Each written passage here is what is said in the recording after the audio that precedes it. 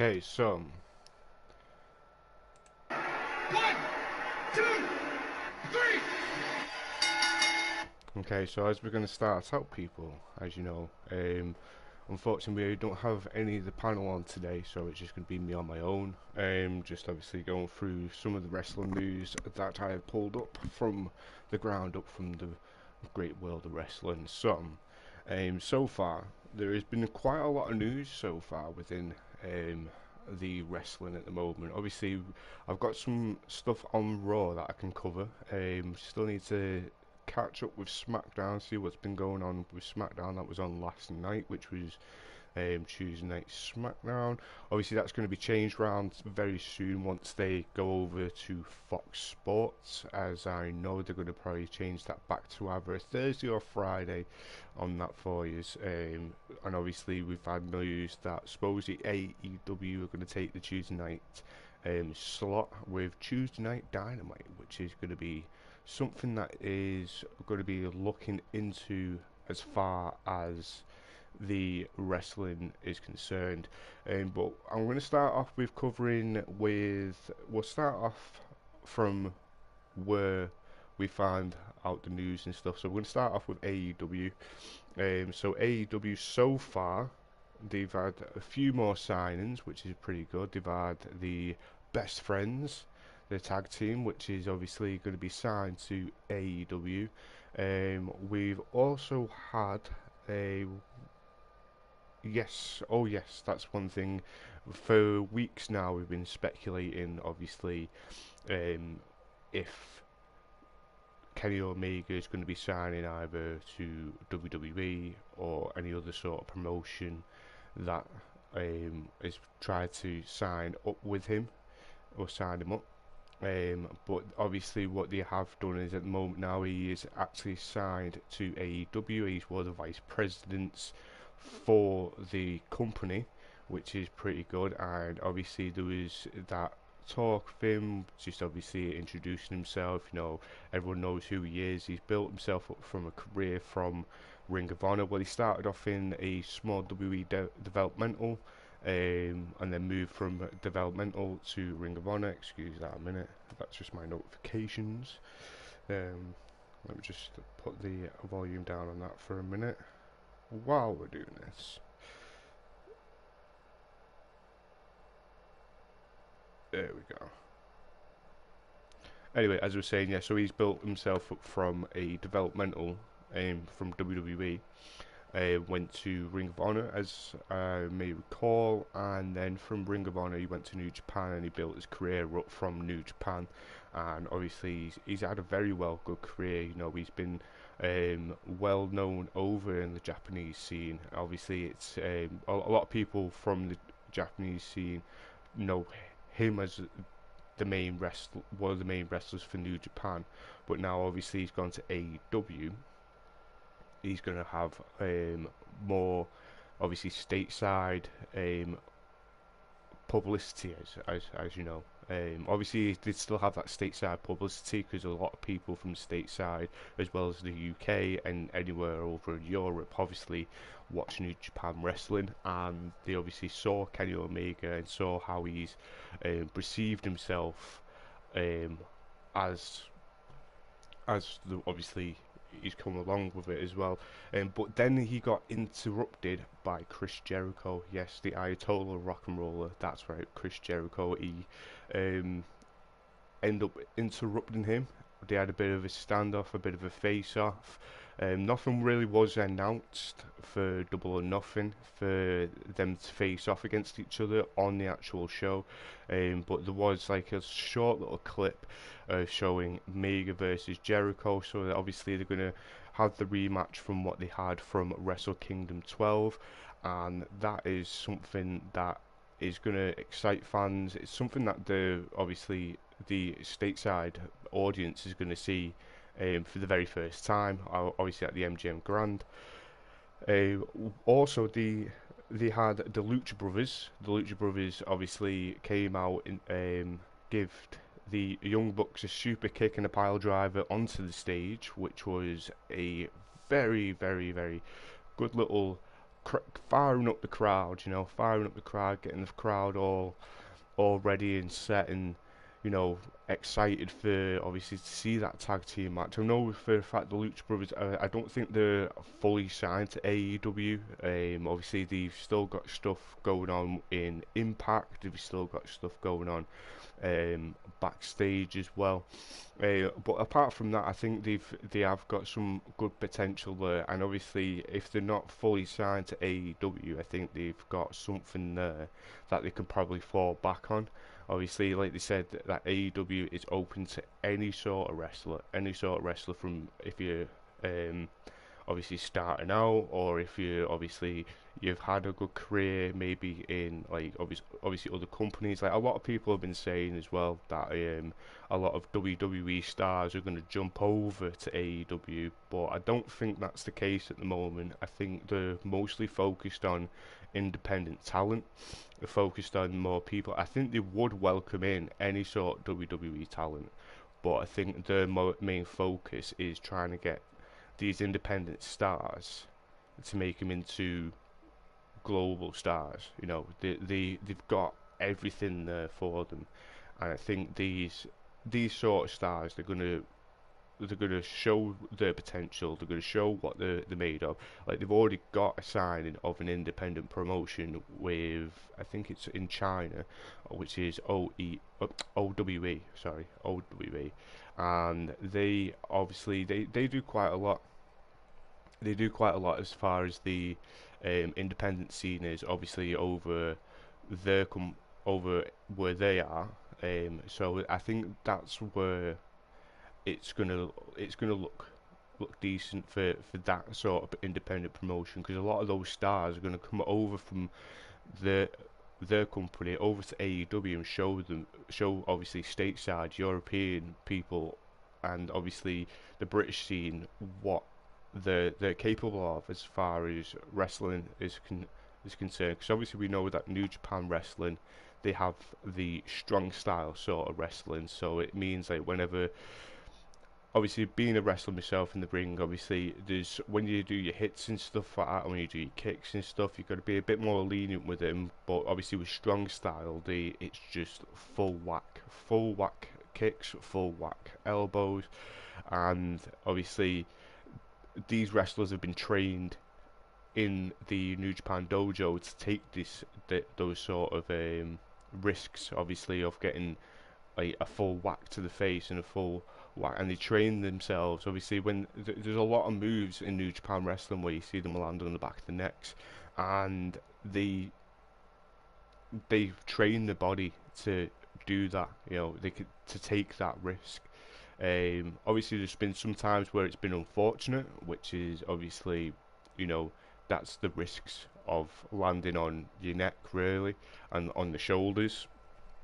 So it that right there, that's something that can obviously people can obviously look into and stuff like that. If you've not really known what New Japan's all about, or if you've not really known about the wrestling scene, this is a really good little topic, obviously, to look into. Obviously, there's a lot of wrestling content out there on YouTube as well as any other platform that you can obviously check out and obviously keep yourself up to grips with. Obviously, the stuff that you can look into.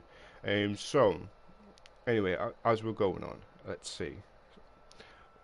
As we're saying about the All or Nothing press conference, you can still watch that. It's pretty decent. I've watched through it. It's pretty good so far. The Hangman Page versus Pac build up. That was pretty good. That was pretty decent. Obviously, Pac obviously did a promo looking like it was from either his phone or something and just like sent it over. Um, Obviously they tried to build it up saying it was via satellite and stuff like that, but obviously we knew for a fact it was a pre-recorded thing which was sent over to them. But that's fine. That's still a good build-up. Obviously they're very much. If you've watched the first press conference, they did have a bit of a face-off where they're both like kind of like looking into each other and like they kind of like I'll see you at all nothing, that sort of thing. But then obviously you got the the build up this time round, and it seems like there's a very good build up and there's a very good feud, which is obviously going to be something I reckon. Hopefully, hopefully, I think it will be a good thing to obviously build up for obviously future shows as well. Obviously, just to mix it up a little bit more, and obviously, hopefully, if they do get this TV contract, it's going to be something that's going to be maybe looked into. Maybe people are going to see it from a different point of view. But yeah, it's going to look good. It's going to look good so far. Yeah, and obviously Brandy Rhodes, which announced a few superstars for, well, not superstars, should I say, wrestlers, professional wrestlers. Superstars is a WWE word, as we know. She's got a couple of professional wrestlers. Obviously, there was only a few that they did in the last press conference. There's a few that obviously have now. Obviously, got a nice new little signing for AEW.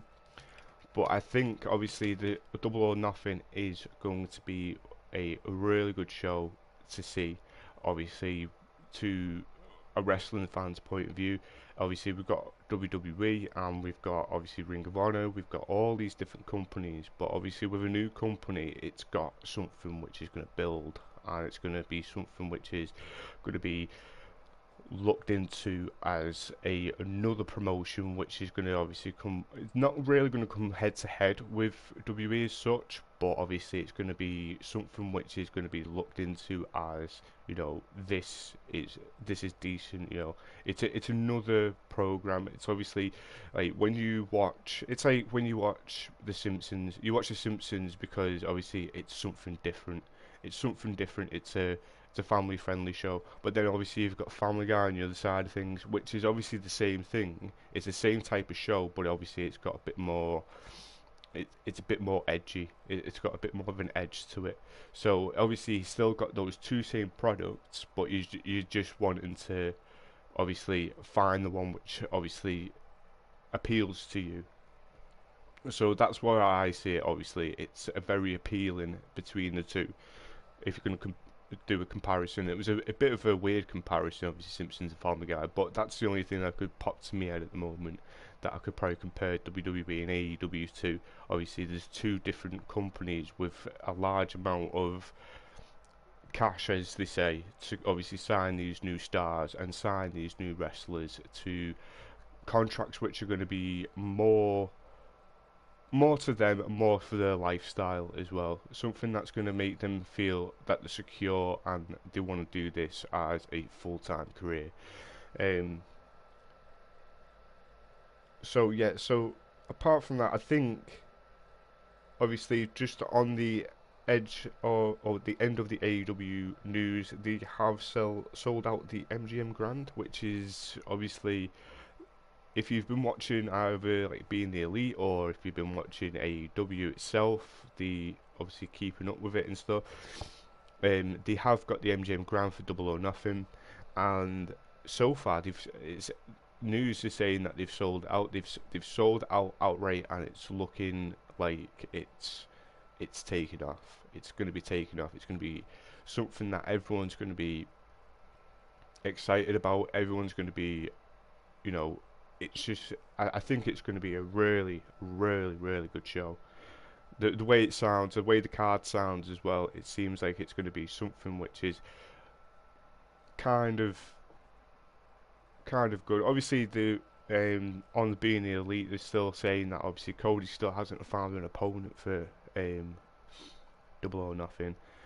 Hopefully they'll have someone there. They'll have someone there, safe and secure, and ready to obviously be like, yeah, I'll take on Cody. You know, obviously I'm not too sure if they're going to build up any titles on Double or Nothing or anything like that, but I think it will be something that they'll start off on a show, and obviously they'll see what's working, what's not working, what can work and stuff. Obviously, like you said, that the wrestling company itself, it's something that they're letting wrestlers be themselves, as in like be themselves, have their own personas, have their own storylines, that sort of thing. But I think on another point of view, if they see something that's okay, they're not working, they probably would suggest stuff. Say they will obviously have their suggestions and be like, I think this would be good, you know, or this would be all right, you know. They always have the. I think AEW is always going to be open to suggestions, and obviously they're going to probably listen to the audience as well. Obviously, there's been speculation about that, obviously with WBF, but obviously they're listening now, listening to what the fans want, and they're slowly bringing it back. They're slowly bringing it back, and see that they're bringing it back, um, with the fans and stuff like that. And I think they are going to be competing to. I think they're going to be competing to the stars, competing right up there, competing to the stars to try and keep themselves on top. But it's just depending if, like I said, it depends on how AEW goes. That's what I see. I think that's how AEW is going to go. Obviously, anyway, like I said, we have AEW news and we have Monday Night Raw news. Okay, so first off, we had the promo between Becky Lynch and the McMahons.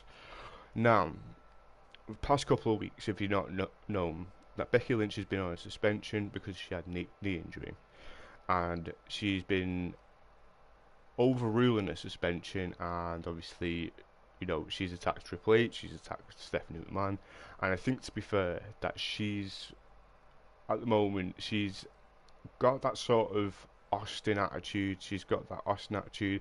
Obviously, Austin back in the day, he was up against the McMahons. He was always up against the McMahons. Vince McMahon will suspend him. He won't go against that. You know what I mean? He'll just like he'll definitely go against that. He'll just come in there. Like, obviously you've seen in the past where he's dumped cement in Vince McMahon's Corvette, you know, and you've seen him like come through the Titantron, will come through the arena on a big massive beer truck and spraying the corporation with all that sort of stuff. Now that is kind of similar to what we're seeing now, but on a PG scale. Obviously, she's not coming out on a beer truck. She's not putting cement in Triple H's car. You know, but I could see that they're trying to go for an Austin personality. You know what I mean? No, she's known as the man. You know what I mean? She's the man, and she'll, if you carry on, you can shove your apology up your arse and stuff like that. You know, because obviously she's got that Irish twang, so she's gonna have that Irish attitude, which is really really good. Obviously, she was asked to apologise to Triple H and Stephanie McMahon, and she was like, nah, you know, but she wasn't really having none of it. So they said to her, okay, we'll give you till the end of the night. We'll give you till the end of the night to come up with a decision. You know, if you apologise, you get your Mania match. If you don't, you're not in the Mania match. So, well, on that, Raw was going on and on, and she's had people come up to her, is like, just apologise. Even having the champion who she's meant to be facing at WrestleMania came up to her and said, if it was me, I won't apologise, because if you apologise, you're going to look weak. And it's just like, oof, it's a bit more motivational words than, you know, build up for Mania. So that was good on that side of things. I think with the apology and stuff like that, I think obviously it's going to be something that is going to be worked into quite a lot. It was going to be worked into quite a lot, and then obviously by the end of the night she did apologise, but then Vince McMahon came out and he was just like, no, you're back on the 60-day suspension, which basically means that she's suspended up until Mania. But I think there's going to be some sort of build up. Like I said, I didn't get to see SmackDown yesterday, but I'm not sure. I will be watching SmackDown back a little bit later on, and I'll be listening in and see if there's anything that they've built up from obviously Raw. So obviously Vince has come out and said, yeah, suspended for 60 days. Her is the person who's going to be facing Ronda Rousey at WrestleMania. Charlotte Flair comes out, and the crowd goes absolutely mental. Now, just with that itself, I think the best thing to obviously build up that match. I reckon they should definitely bring Austin back. I think if they're gonna bring, if they've got some sort of character which has attitude and has faced the McMahons before, and has is at the moment facing the McMahons, the one person that can obviously help her build that motivation to stop Vince McMahon, to stop Stephanie McMahon, to stop Triple H, one person who's had a run in with them before, I reckon definitely Stone Cold Steve Austin is on the definitely should be on the cards for it, because obviously he's not wrestling, but he has that knowledge, he has that power over the McMahons. Even now, even if he came back and threw his stunner to Vince McMahon, you know for a fact Vince ain't gonna do nothing, because he knows for a fact that Stone Cold has always had that over him. Even back in the 90s, he had that over him, and I think having Austin come back and being kind of like a motivational speaker as such to Becky Lynch, to be like, don't take that off him, don't do this, do that. I think that would be a good angle to obviously you know, bring Becky Lynch to, I'm going to get my Mania match, not Charlotte. But I think with a Mania match as well, I think they're going to probably build it and build it and build it. They're going to change the card. Okay, it's Lynch versus Rousey. Okay, no, it's not. It's Charlotte versus Rousey. And they're going to do that up until Mania, and then it's going to probably be a triple threat. Obviously, you've seen a lot of triple threat main events. Obviously, you've seen Triple H versus Shawn Michaels versus Chris Benoit. You've had Daniel Bryan versus Randy Orton versus Batista. You've had a lot of matches with a triple threat main event, and obviously there was WrestleMania 2000, but that was a fatal four-way, which was Big Show, The Rock, who else now? Mick Foley, and I'm trying to think now. Oh, thinking hard on this one. Okay, Mick Foley, Triple H, yeah, it was that. Yeah, it was Mick Foley, Triple H, The Rock, and Big Show. That's the one. Yeah. So, and they had a McMahon on each corner, which was a decent pay per view. It was a decent pay per view. Obviously, I think there was only one singles match on that pay per view, and that was obviously the women's match, which was the singles match. But we're going off subject there. But anyway, I think that was obviously going to be something that they're going to look into. Obviously, the triple threat main event, which is obviously going to probably be Becky Lynch, Charlotte Flair, and Ronda Rousey for the Raw Championship. Because if you think about it, Charlotte Flair, she was obviously the SmackDown's Women's Champion, as well as Becky Lynch was, and now it's around Asuka. So obviously they're not focusing Becky Lynch and Charlotte Flair for the SmackDown title. I think they're focusing on the Raw Championship for them. And obviously, I'd say that obviously they're all great champions. Obviously, everyone says that obviously Ronda Rousey's had a really good rookie year. I do think she is going to drop it to either Charlotte or Becky Lynch. They've been building this for quite some time. Obviously, now they built it from the Rumble. Like I said, obviously, I've not seen SmackDown, so I'm not too sure if they've put anything in place for SmackDown's superstars to be put onto the main event. But I will have to have a look into that. Obviously, that I'll probably give that on next week's one, just to obviously. But apart from that, with the SmackDown superstars, I know for a fact that Mustafa Ali is not going to be at the Chamber, which is a shame, especially for the SmackDown match. Obviously, the injuries that he's sustained quite a few injuries throughout the months. I think it's obviously because he's a cruiserweight put onto the main card, so there's obviously a bit of size and strength, which is going to probably make him,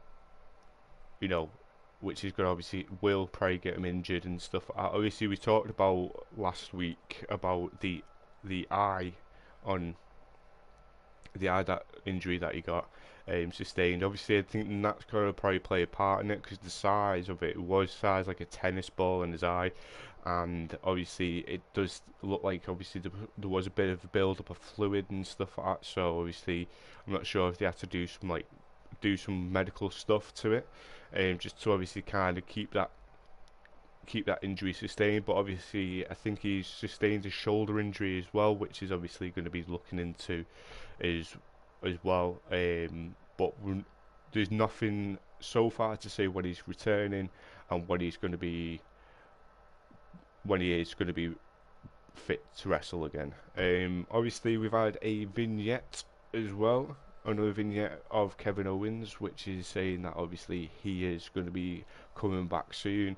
He said that obviously he's had the time to obviously heal up and spend time with his family. It was like a little home video filmed of him bowling with his family. Obviously, he showed that he was having sort of some fun. You know, obviously he got a gutter and stuff. So it was kind of like, you know, that was quite funny to see. But I'm not too sure if that's going to try and say that, you know, I'm going to come back as a face, or I'm going to come back as a heel. You know, I think he does play a heel very, very good. I do think he plays a heel very, very good. Obviously, what he did last year with Sami Zayn, when he was on SmackDown, obviously annoying Shane and Daniel Bryan when obviously they were running SmackDown. I think that was a good build up. It was a really good build when they're both absolute fantastic superstars, even from the days when Sami Zayn was El Generico. And obviously I've seen matches with them both in, as in against each other, from like CZW, Ring of Honor, and the fantastic workers. They are the fantastic workers, and I think it's a shame that they've both been out on injury for this amount of time. And I think with both of them coming back, I think they're really entertaining to see. Even if like they don't put 110% into the match, you know for a fact they're going to do something entertaining. They're going to make the crowd pop and make the crowd be like, oh wow. And they are fantastic workers. I think, you know, they do need to come back, and very soon. I would think obviously they'll probably come back after Mania though. Um, or they might have a surprise appearance within the chamber. You never know. Kevin Owens could take Mustafa Ali's place in the chamber. You don't know. You never know. Um, but also, yes. So far on Raw, obviously we've had the Revival, which has won the Raw Tag Team Championships. That that was something which is kind of good in the way. And I think to be fair, I think because we've had that outside point of view of how can I put it, F the revival, hashtag F the revival, or hashtag FTR. So yeah, so there's that there, which is obviously um, which is built up so far. And I think because obviously the Young Bucks and Cody and the Bullet Club kind of built, really, all they did was they've kind of built these two characters up to obviously, and people have been shouting it in the crowds and stuff like that. And obviously, for them to go along with the ongoing joke, it's kind of like, you know, it's it's good because obviously it's really helped them build them up as a tag team. Obviously there was quite a lot of stuff that they have done and they haven't done, you know, and obviously them winning the Raw Tag Team Championships was a bit of a shocker. And I think to be fair, they do need to start building up on the tag team division on Raw, because obviously the tag division on Raw, you haven't really got that much tag teams. And I think obviously they're going to start making the women's tag belts, but then where's the tag teams? You've got Sasha and Bailey, you've got all these different wrestlers, or all these different like wrestlers. Obviously you've got Nia Jax and Tamina, and you know there's not really much tag teams, and putting too many belts on a show is it's not really going to do any favors really, because obviously you've got to start building up the card more. You'll have to start building up, you know, you've got to start building up your pay-per-views more, and you don't want to put too many titles on a kickoff show, and you don't want to put too many titles on the main show. You want to kind of separate from non-title matches to title matches. I think this is where they're going to try and build up a bit more on the women's division as well. The women's division is going to have, obviously, they had the Evolution pay-per-view last year that went off really well for obviously the women's division. But I do think, obviously, if they're going to start building up, I think they should obviously build up different pay-per-views for obviously the women's division if they're going to have more titles for the women. That's my take on it. But anyway, back to the subject of them winning the rival winning the tag team championships. Like I said, the tag team division is looking quite small at the moment.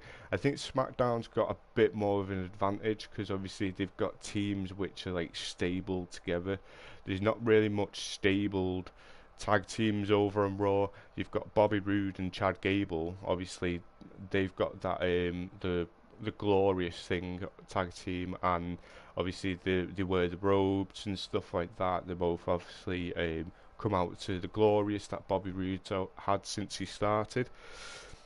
I think obviously they need obviously like Lucha House Party. I think they could do some tag teams now. I think obviously if they're going to do a main event, I think to keep it nice and simple, a triple threat between the Lucha Bro, well, the not the Lucha Bros, the Lucha House Party. Sorry, get confused between the two.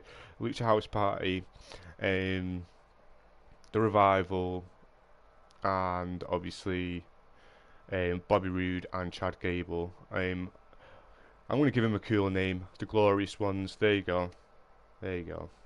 The Glorious Ones. That's what I'm going to call them from now on. So if you hear me say the Glorious Ones, I'm on about Bobby Roode and Chad Gable. Um, But yeah, so I do think that would be something that they need to kind of work on as well, especially obviously with the tag division and stuff like that. Maybe some more NXT call-ups. You know what I mean? You've still got the Undisputed. Why don't you bring them back up into the into the main roster? Obviously, you've had quite a lot there as well. Obviously, speaking of NXT call-ups as well, we've had EC3 versus Dean Ambrose. Now they had a match last week on Raw. EC3 got the better of it. I'm not sure if they're going to try and build something up. Like obviously, if there was going to build something up, because obviously Dean Ambrose, got the better of EC3 this week. So I do think obviously what they need to do with there is mostly, I'd say, obviously, if they're going to do something like they did with ages ago with Matt Hardy and MVP, like do a best of five series. Obviously, they did like a best of five series with different stuff as well as wrestling. Obviously, they had a game of chess, they had a game of basketball, they had all kinds of that, which kind of was alright. But if you're going to do like a best of something series, I think definitely you should have obviously Dean Ambrose versus EC3. Okay, so it's 1-1 now, and probably build something up. Obviously, build something up, even giving different match variants. Obviously, one match could be a street fight, one match could be a steel cage. You could build up matches like that, especially with news of Dean Ambrose, which is thinking about leaving after Mania. It's be a good thing for him to go out on as well. A good thing to think, okay, I had a good run at the end. I had a good run at the end. I had a good little feud on like a best of five series. But I do think the Dean Ambrose leaving, I think it's a little bit of a work. Why would WWE announce something like that? And plus, fact, if they were going to announce something like that, they would obviously announce it on the WWE website. Oh yeah, Dean Ambrose is no longer here, and obviously they'll put him in the category of past wrestlers, obviously on the site as well. I'm not too sure what it's called. It's got like a weird name to it. It's got like a weird name, not past wrestlers or anything like that. It's got a weird one. But yeah, right. So far, so far though, I do think the six-man tag match, which was on Raw, which started off with Finn Balor versus Drew McIntyre, I think that was a little bit too long. I do think that was a little bit too long because obviously there was interference. Obviously, Finn Balor had his foot on the ropes at one point and stuff when it changed into a six-man tag. I think obviously it was a too long. I think they were trying to fill out the time slot, obviously between that match with obviously Finn Balor and Drew McIntyre, and then obviously try to fill it out a little bit more by putting a six-man tag in. I think obviously if they're going to do something like that, I think they should have had Braun Strowman versus Kurt Angle versus no Braun Strowman and Kurt Angle versus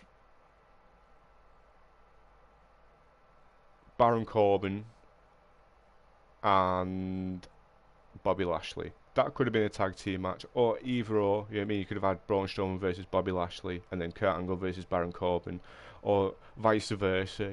They could have, and then that way you've had a couple of good matches. You've had a few single matches, and obviously you don't want to like just fill the card out with single matches. Obviously, like I said, you could have done a tag match, a separate tag match from that.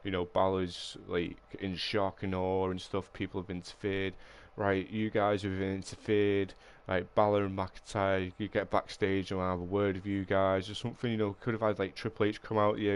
I'll have a word with you guys. Use to get backstage now, right? Tag team match right now and stuff like that. Instead of being like, oh, it's a six-man tag.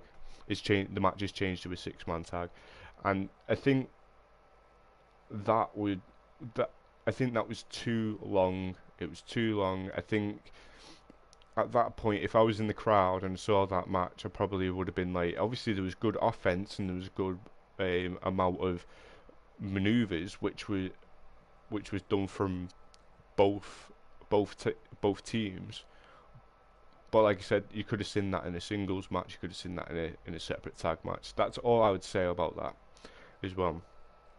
And obviously we've had the Nia Jax match, which was also a tag team match, which was a three-way tag match on the women's division, which was obviously you had Sasha and Bayley, you had the Riot Squad, and then you had Nia Jax and Tamina. Now, in that match, I was a bit wary because obviously there's been a lot of speculation about Nia Jax injuring people, and I'm not saying it as like a bad thing. Obviously, when you watch matches like that, you got to kind of be aware of the ring presence and think to yourself, okay, is there going to be some, and you worry for the other wrestlers to make sure. Now, not saying that she's a bad wrestler.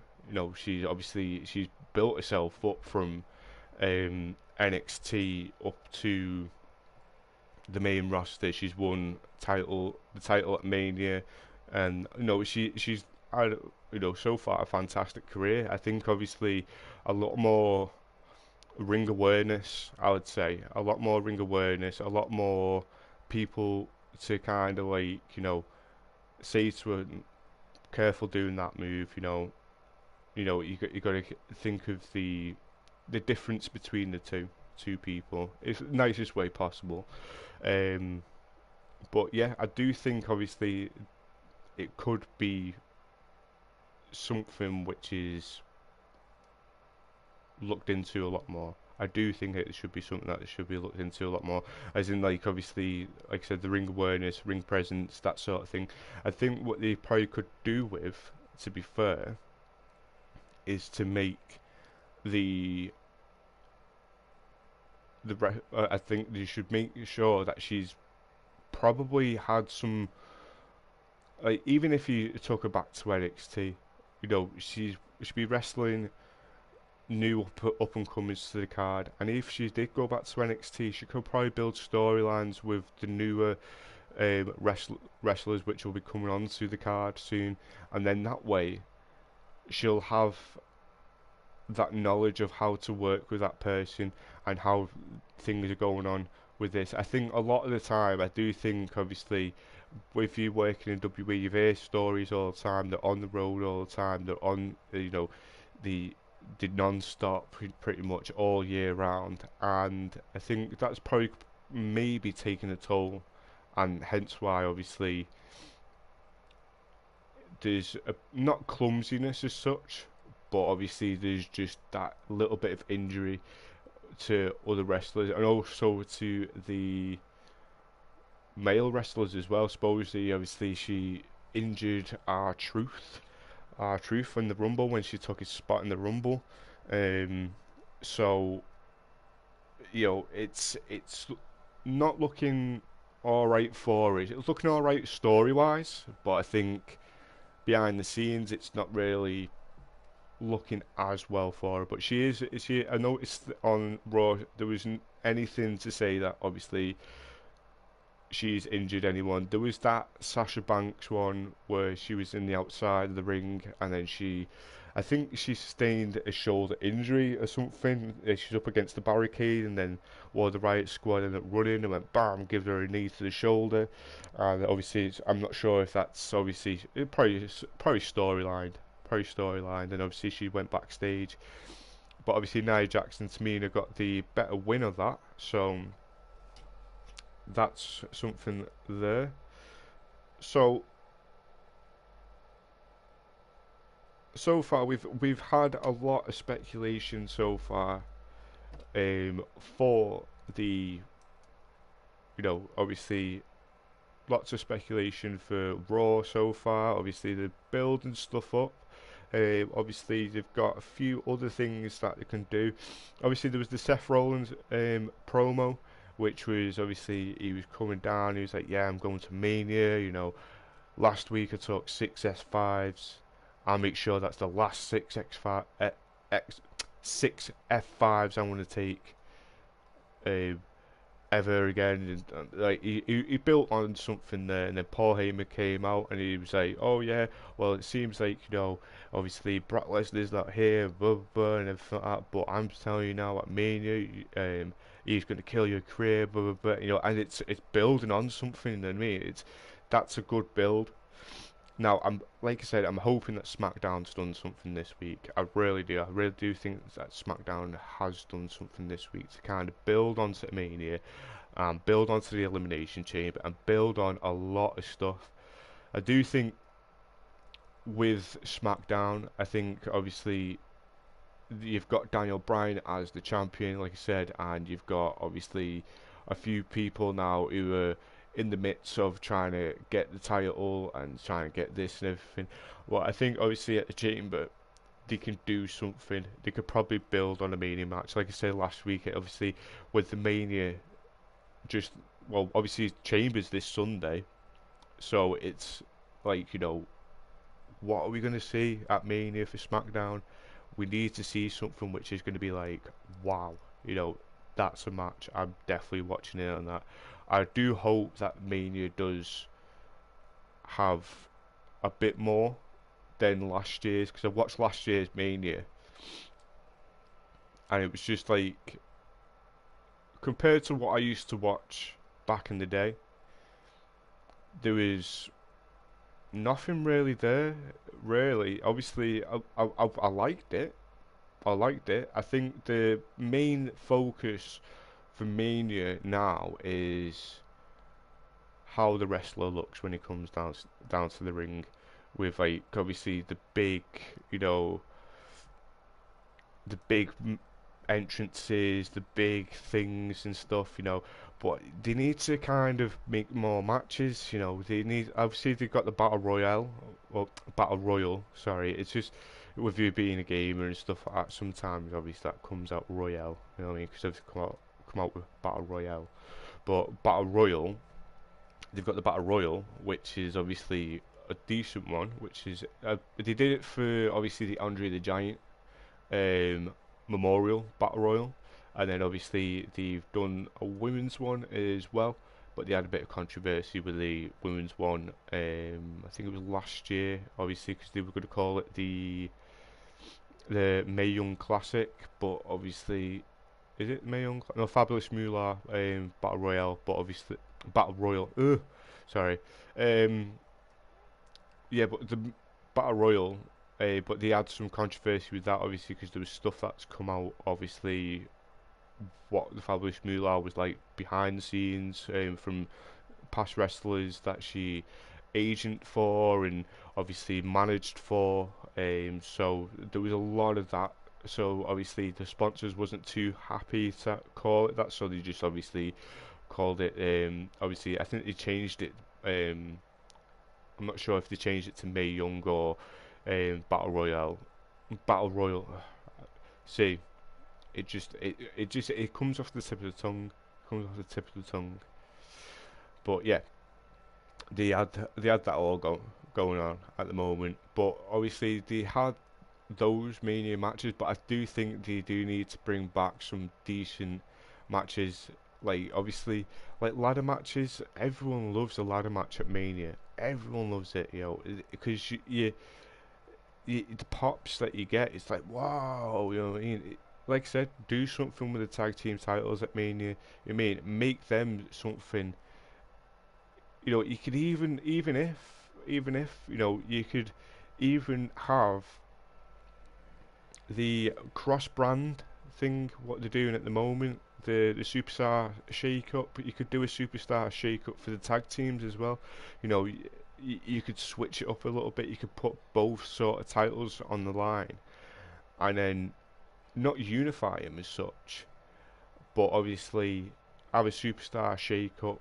Obviously, have a SmackDown tag team versus a Raw tag team for the titles. But obviously, one of them defending. You can't just obviously unify the two of them together. So, obviously, have a tag team from Raw, have a tag team the champions from SmackDown, and obviously it gives the opportunity for the Raw tag team champions to obviously win those championships, and obviously the winner of that, if the Raw wins the SmackDown tag team titles, they go over to SmackDown, and the tag team champions which were on SmackDown will go over to Raw. So there you go. That's something there for the Superstar Shake-Up. That's something that I think would probably work as such. But yeah, there's quite a lot of speculation of that as well. Um, One thing that I do miss about obviously the Elimination Chamber as such is I'm not trying to sound a bit weird here, but obviously bloodshed. It's a cage. You remember when you used to watch like Hell in a Cell matches and you used to watch other chamber matches. It's it's something that you'd expect. You expect that. Back in the day, you'd have a hardcore match and like who's the first one who's going to bleed. You know what I mean? Who's the first one? And then 9 times out of 10, it'll either be the heel. The heel will bleed first, and then the face will be like, we've done it. You know what I mean? Or the heel will get the face, and it's like, oh no, what's going to happen to the face now? It's I think it's obviously they need to. I think they should just keep bloodshed on pay-per-views. I know obviously there's a bit of a policy at the moment, obviously with wellness policy and stuff, but I think they need to kind of obviously bring it back on pay-per-views. And then people will probably, I won't say enjoy the product more. Obviously, there's a lot of people which do enjoy the product now, but I'd say obviously it'll give it a bit more to the actual company itself. But yeah, that's what I think anyway. I'm not sure what you guys think. Obviously, you can throw your suggestions in the comments, or if you're watching it on a premiere on Twitch, you can obviously have a nice little look into the chat, and obviously you can put your comments in there too, which is going to be pretty decent. Yes. So if anyone has missed it over here on YouTube, which we normally do around about 11:30 a.m. when we're live, obviously it gets put up on Castbox as well. So if you are wanting to listen to it on the move, and obviously want to check that out, you can obviously download it from there as well. if you do have Castbox, if you do like listening to podcasts or ebooks, as they say. Um, Also, if you's obviously wanting to join in on the conversation, you can do. Obviously, like when we are live, obviously you can put your comments in there. You can obviously build up a little bit more. Like I said, I'm going to look into SmackDown. You probably will get SmackDown results next week. So what we might have to do is, for going further on the podcast, is obviously we're going to go for the Raw results. You'll have the Raw results, anything that I've picked up from for AEW or anything from Ring of Honor. Like obviously that's another thing as well. Ring of Honor are bringing back the Jim Crockett tag team tournament, the NWA tag team tournament, and obviously Marty Scurll has challenged the NWA champion. Oh, that is looking good. I do think Marty Scurll should go over to AEW soon. That's what I reckon. I reckon he should win the NWA title, have a good little run with it, and then sign with his buddies. That's what I reckon. I think he'll be a good asset to AEW, to be fair. That's my opinion. But yeah, apart from that, guys, we're just going to be finishing up quite short today. Obviously, it's just me on my own. So normally we'd have a panel in. Obviously, they are very little bit busy at the moment, so you know that's why I thought I'd do this one on my own, just to kind of obviously build up anything there. But apart from that, guys, I'm going to be doing more stuff over on Twitch, so you can obviously check that out too. Like I said, we've got the WWE Raw and AEW news for today. Like I said, next week we'll probably cover a lot more, especially Elimination Chamber, because obviously Elimination Chamber is on Sunday. I'm not sure if you've got the WWE Network. You can watch it over on WWE Network, or you can obviously watch it off pay-per-view there as well. I'm not sure if it's on pay-per-view actually. I think it would be on pay-per-view if you don't have the network. But yeah, you can obviously check them out too. Obviously, there's going to be a lot bit more news on AEW, as well as obviously anything else that I can obviously scoop up from the wrestling world. But apart from that, guys, this has been 3 Count Wrestling with your host TRRH1990. We are going to be doing a lot more.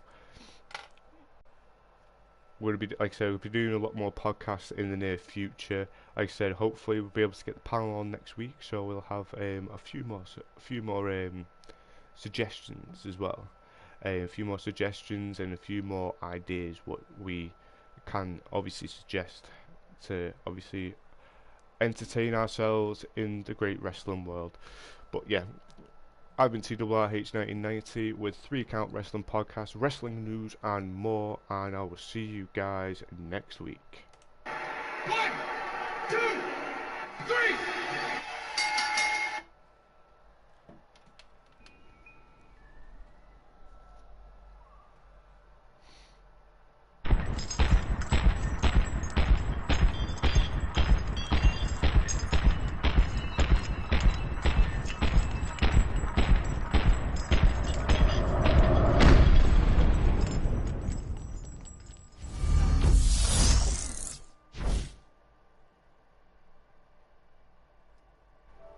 Bye for now.